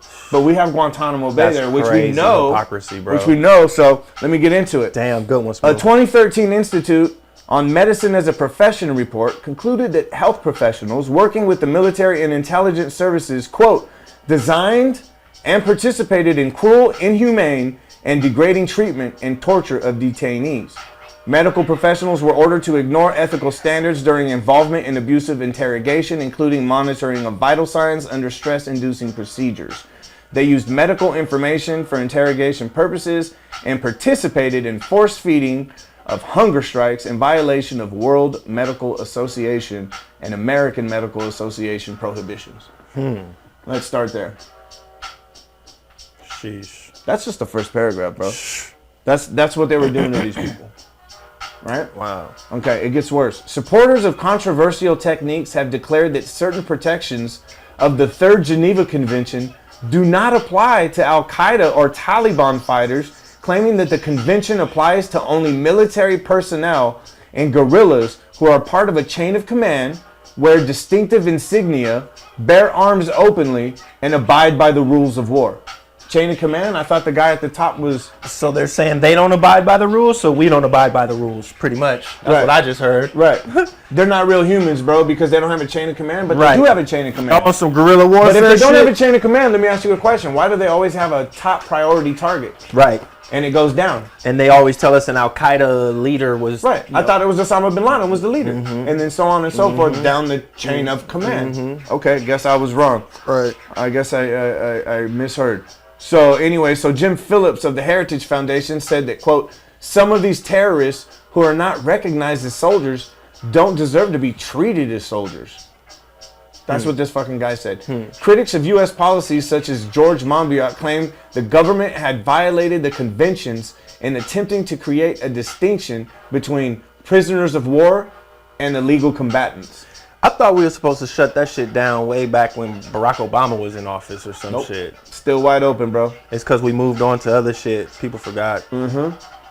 One of the allegations of abuse at the camp is the abuse of the religion of the detainees. Of all things, bro, you know how dedicated they are to their religion. Prisoners released from the camp have alleged incidents of abuse of religion, including flushing the Quran down the toilet, Damn it, man. defacing the Quran, writing comments and remarks on the Quran, tearing pages out of the Quran, and denying detainees a copy of the Quran. Inmates are interrogated hundreds of times, beaten, tortured with broken glass, barbed wire, burned with cigarettes, sexually assaulted, sensory deprivation, stress positions, and they've had their heads slammed multiple times into walls. Hunger striking detainees said large feeding tubes were forcibly shoved up their noses and down into their stomachs, with guards using the same tubes from one patient to another. Damn. The G. detainees say no sedatives were provided during these procedures, which they allege took place in front of U.S. physicians, including the head of the prison hospital. It's gross, man. It's gross. But hey, let's impose sanctions on them, bro. We have a torture base right there. We have a torture camp. Yeah, it's wild, man. I don't know what to make of Cuba, bro, because I just know that all the information we get is tainted, so I just don't know what to make. But then I see people there saying they're struggling and they're suffering, and I feel for people, you know, but I don't know the cause of the struggle and suffering. I don't know if it's from their government or from said sanctions or different things, you know, that make it hard for them. Yeah, and it's unfortunate, bro, what's going on, because at the end of the day, the politics paint a picture, but the people are always the ones that pay the price, you know, the people on the ground. Bro, Because all people around the world pretty much want the same thing. And these governments are all controlling the fuck out of us and not living up to what is. The government's supposed to be our servant, people. The government is supposed to be very small. We've let these motherfuckers turn into these enormous, you know, forces. Entities, yeah. Like the government is supposed to serve us. This shit is turned around and flipped upside down, and we don't even know what's right from wrong and or left to right anymore. And the saddest part is our tax dollars fund it. That's true. Absolutely. So our bloody hands is right there. Absolutely. So check this out. During August 2003, just in August, there were 23 suicide attempts. That's how these dudes are feeling in there, bro. Man. The How U.S. many people are left in there? Bro, tons. The U.S. officials did not say why they had not previously reported the incident. I know why they didn't report it. After this event, the Pentagon reclassified alleged suicide attempts as, quote, manipulative, self-injurious behaviors. Camp physicians allege that detainees do not genuinely wish to end their lives. They're just doing it for the hell of it, bro. They don't really want to kill themselves. It's just for the fuck of it. He knows what's up. He does that shit. But he does it while he's jacking off. Desai does that shit. They gave him that anthrax He vaccine. does that crazy. What's that shit called? You know what I'm talking about? Yo with the shoulder boulder holder. Órale, ¿no? Damn, homie. So look, on June 10, 2006, 3 detainees were found dead who, according to the Department of Defense, quote, killed themselves in an apparent suicide pact. Prison Commander Rear Admiral Harry Harris, that's a cool name. Harry Harris? Harry Harris claimed this was not an act of desperation, despite prisoners' pleas to the contrary, but rather, quote, an act of asymmetric warfare committed against us. The people committing suicide is warfare against us. Yeah. Them killing themselves is warfare against us, bro. Wow. The Center for Policy and Research published Death in Camp Delta in 2009, noting many inconsistencies in the government account, and said the conclusion of suicide by hanging in their cells was not supported. So they're not killing themselves. They're being killed, bro. Right? Damn it, man. It suggested that camp administration, it suggested that camp administration officials had either been grossly negligent or were participating in a cover-up of the deaths. Crazy, right? Yep. That's insane, bro. Bro, I don't care what these motherfuckers did. You still gotta fucking, you know what I mean? You can't just like go around fucking killing motherfuckers, bro. Facts. You just can't. That's not right, bro. So anyways, in June 2004, nearly 600 detainees, not more than 24, of the nearly 600 detainees, not more than 24 were closely linked to Al Qaeda, and that only very limited information could have been received from questionings. Crazy, right? So most of the people in there aren't even there. So in June 2004, the New York Times reported that of the nearly 600 detainees, not more than 24 were closely linked to Al Qaeda, and that only very limited information could have been received from questioning. So a lot of these people, most of them, are not even fucking terrorists, bro. They're just prisoners. Right. Okay? I just want to say this last thing. This is disgusting, bro. David McColgan, a defense attorney for Guantanamo detainees, described a female government interrogator telling a Muslim detainee she was menstruating, slipped her hand into her pants and pulled it out with what appeared to be menstrual blood. The detainee screamed at the top of his lungs, began shaking, sobbing, and yanked his arms against his handcuffs. The interrogator explained to the detainee that he would now feel too dirty to pray, and that she would have the guards turn off the water in his cell so he would not be able to wash off the blood. Then she told him, quote, "What do you think your brothers will think of you in the morning when they see an American woman's menstrual blood on your face?" These acts, as well as interrogators desecrating the Quran, led the detainees to riots and mass suicide attempts. Yeah, that's fucking strange, bro. Why the hell would she? Yeah, that's way out, man. There's some creepy people in this world. Those are the people in charge of the detainees, bro. Yeah, that's what they're doing I to can't them, bro. fathom. But hey, let's have sanctions on Cuba, bro. Let's sanction Cuba Right. for human rights violations, bro. That's Are you what kidding we've me? always done to me. And Absolutely. I stopped speaking on it because I've kind of calmed down on that tone and that rhetoric of where I used to come from now that I'm a little older. But yeah, I've always thought that it's strange that we're the world's police, but we're so crooked. But it's just like the real Absolutely. police, I guess, you know? And then people even still think of us as the world's police because I've seen like memes, and I don't even know how much these memes are real anymore because we all know social media's been infiltrated, you know? Right. You be having bots sending you shit, you think it's a real person. But they had these memes, they were showing Americans like, you know, trying to buck the system. What kind of flags were we holding up? I forgot what it was, but basically other countries use American flags to show opposition to their government. as if our flag stands for freedom. You know what I mean? Yeah. So it's like this idea still permeates people's mind, but it's like us here as Americans, I don't feel that sense of freedom that they see us as, or that place on the hill, or streets paved of gold. Now I do know that it is a real thing that people that are born here do have a lack of appreciation, I think, for some of the things here, because people come from other countries and seem to flourish more so than us. So I do think there is a level of opportunity here that other people may not be afforded other places. Absolutely. So I get it. But when we're talking about freedom, and the core tenements of it, like, how are we the beacon for freedom? I just don't see that. You know what I mean? When we've done nothing but enslave, discriminate, torture, go to war, but we're the moral standard. Says who? Like that always has like been a weird thing to me. And I thought it was just American propaganda because I live here. And I like to see what other people around the world think, but I think it's one of those things where it's not one or the other. It's somewhere, more in the middle, I guess. Yeah. But yeah, man, that what you just pointed out is a great example of that fucking hypocrisy, bro. Hypocrisy in our democracy. I don't even have words. Hypocrisy is democracy. Bro. Wake the people up. The bankers running the country. Yeah, I used to love it. Used to kick that shit.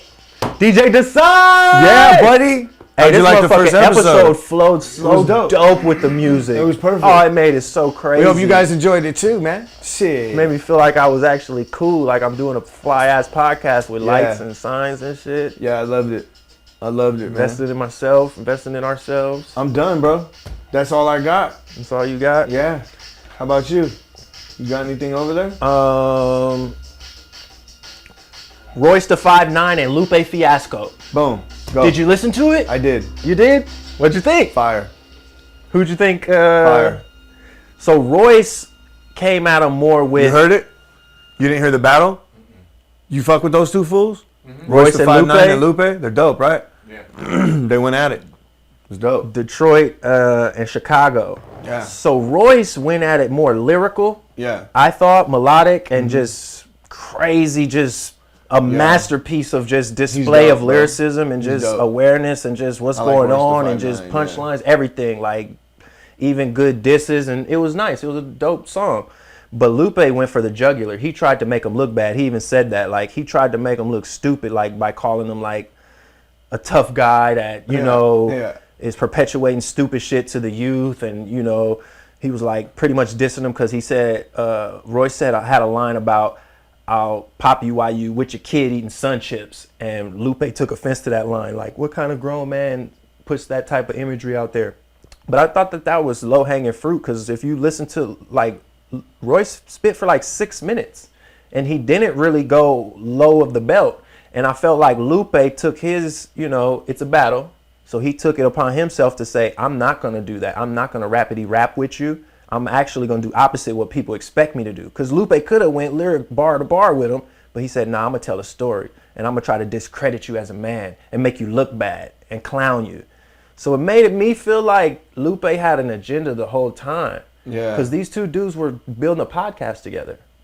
So for them then to turn it into a conversation, which was healthy to me, about hip hop and bars and all this, it all happened on IG Live. Yeah. There's other names involved too. Like I heard Crooked's point of view. There's some guy named Mickey Fax that's involved, and there's two guys kind of commentating the whole thing, on IG Live and getting it going. But it seemed like, I think what I heard Crooked said summed it up perfectly. It seemed like a friendly slap box that turned into a real fight. Yeah. And Lupe took it too serious to me, and I think Royce felt disrespected, because Royce is like, bruh, people don't talk to me like that. Like, and we supposed to be friends. I thought we was having a friendly, competition. Yeah. And you out here trying to basically assassinate my character. Yeah, and I agree with Royce, because Royce said pretty much, you getting rah-rah, and then as soon as I respond in kind, now I'm the bully. So you guys kind of set me up, because everybody knows that I have a tendency or a street reputation, but I'm grown now and I'm moving different now. Yeah. So I'm trying to be friends with you guys, and you brought me in on some where I'm more vulnerable than I used to be, and then you slap me, shit. You know It'd what I be mean? like if Or you challenged talk like crazy Eminem to me. a battle and he said he cut your head off, and then you were like, oh, what kind of man says he cut someone's head off? It's like, bro, Eminem. Eminem says he cuts people's head off. That's exactly what happens. So It's the same thing that Royce the 5'9" does. He says this type of shit, bro. That's what he does. And Lupe was pushing some E-Dub, E-O-Dub. Yeah, E-O-Dub. It's some collective of rappers. And I don't want to just say some collective of rappers. If you guys are into them, I listen to them. I listen to the guy who's the winner of it because he dissed Royce. But E-O-Dub apparently is some rap Olympics where you do freestyle, you do random shit that they have you do, and you do... You heard of that shit? E-O-Dub? You do all these different things in order to win the competition. And Lupe's contention was, instead of us going back and forth about who's the best, just go do E-O-Dub. Go do E-O-Dub, because whoever wins E-O-Dub is the best. So that's what Lupe kept. And I was just like, man, that's crazy, he must bro. be getting paid by E-O-Dub or something. Yeah. Like, Royce was in one of the best rap groups of all time. Why does he need to go check out your rap collective to get certified? Like, bro, he rhymed along the likes of Joel, and Crooked, and was dubbed by Eminem. Like, who the fuck are you? Like, I don't understand. Actually done full albums with him. And that's what Royce Plural, was saying albums. is like, bro, do you know who you talking to? And Lupe's response is, yeah, do you know who's talking? Like, that's his... Lupe's a very smart guy, so he can word you to... He's clever, but I just wasn't feeling his intent or his heart in it.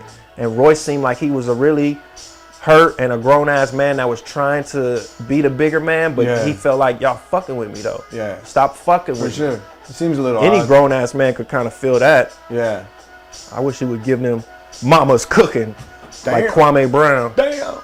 But yeah, so that's my take on that whole situation. Fuck yeah. Shout out to I all listened of to them, it, though. bro. I thought it was dope. Yeah, it was.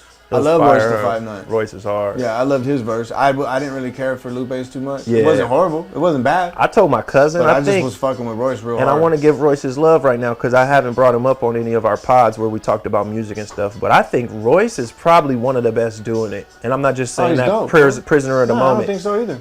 I literally think he has the skill of Eminem, but he talks about shit that I can relate to more. You know what I'm saying? So I'm like, Royce to me is like bar none. Like, Royce is hard, fool.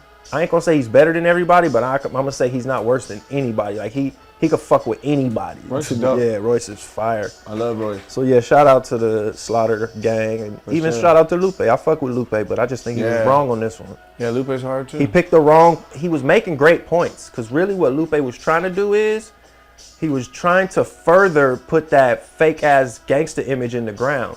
But you don't do that with Royce because Royce ain't a fake ass gangster. You should have picked that battle with somebody else because he was up in the nerds. Like, I'm a nerd. I wear the backpack hip hop, you know, and I'm supporting that hardcore. Fuck what y'all talking about. Y'all fucked hip hop up type shit. That energy would have been cool if it was maybe on one of the go after one of these young niggas that's hot. You know what I mean? Or somebody that is actually actively fucking up the culture.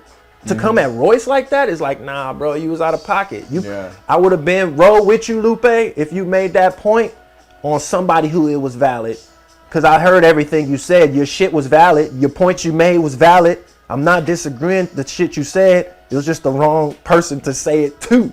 You know what I mean? So I think Lupe just wanted to get that shit off his chest. Yeah. And he just sounds like it. Chose this opportunity. And it's sad because like Crooked said, the world would have loved to see that podcast. Oh yeah. So we were I all didn't even know they were working. We were on all that. hurt that that's not a reality now because of some stupid ass battle. You know what I mean? We would have preferred you guys did the podcast. Yeah, that would have been a sick podcast. Fuck you guys getting into this little quarrel. I wonder what they would have talked about. It would have been sick. Them too, yeah. And who they would have brought on, and they would have just talked about probably real dope ass lyrics, like a lot of us still want.